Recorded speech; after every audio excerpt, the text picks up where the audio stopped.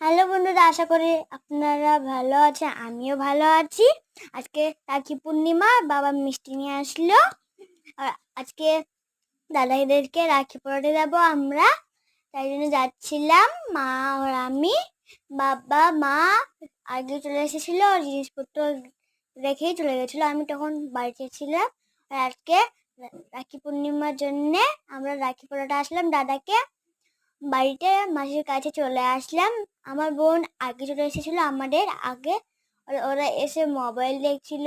আমার মাসি, তারপর দাদা, দুটো দাদা, আমার বোন দেখছিল মোবাইল। তারপরে আমার মা এসে লাইটটা জ্বলালো।